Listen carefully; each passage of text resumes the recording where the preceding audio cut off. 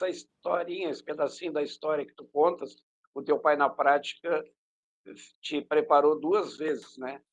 Uma te colocou no mundo empreendedor, na hora que ele te levou para uma distribuidora, então ele te preparou para ser empreendedor, e depois ele te colocou dentro da gráfica.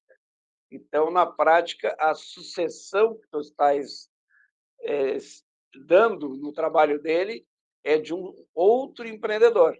O empreendedor foi teu pai e agora o Leandro é outro empreendedor, que segue o legado, né. Porque a gente percebe muito em muitas empresas que o empreendedor entrega a empresa para a família, mas na família não tem empreendedor.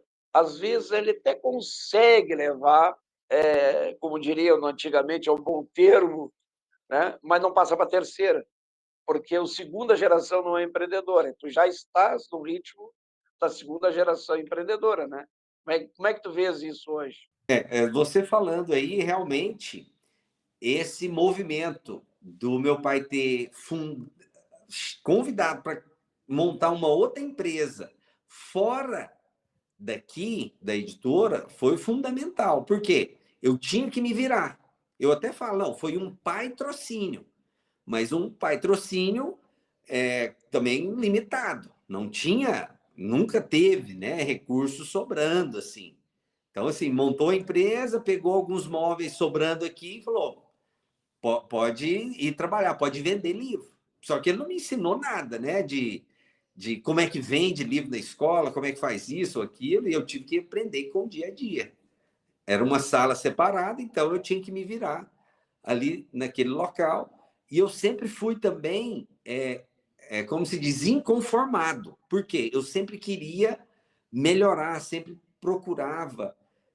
Eu tinha como objetivos, né? Precisa vender mais, a empresa precisa se tornar sustentável, precisa se tornar independente, porque no começo era dependente financeiramente, mas precisa se tornar independente.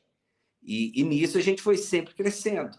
Então, passou de uma salinha para depois uma casa, depois uma sala maior, comprei uma livraria no centro da cidade, aí eu já mudei para essa livraria, depois eu aluguei um galpão, eu acho que de mais de 1.000 metros, para comportar todas as editoras que a gente distribuía.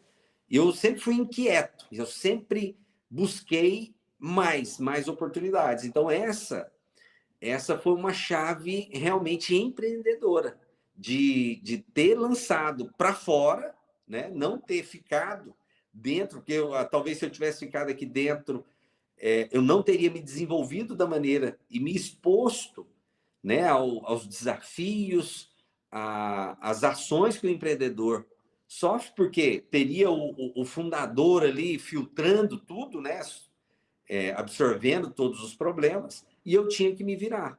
E todas essas decisões que eu tomei de crescimento, eu até brinco assim, brinco não, eu até falo que foram momentos de crise, porque eram momentos ou fechava ou crescia e expandia. E eu sempre buscava uma alternativa de expansão. Por isso que eu mudei de uma sala pequena para uma casa, depois um galpão menor, depois comprei uma livraria.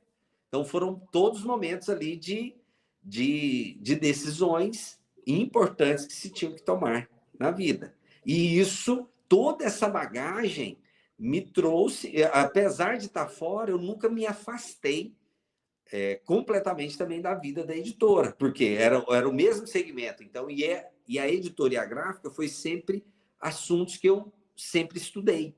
Então, quando eu retornei para a editora, depois de, sei lá, mais de 20 anos, que eu comecei a trabalhar lá na época da faculdade, quando eu tinha 17, saí, depois voltei agora.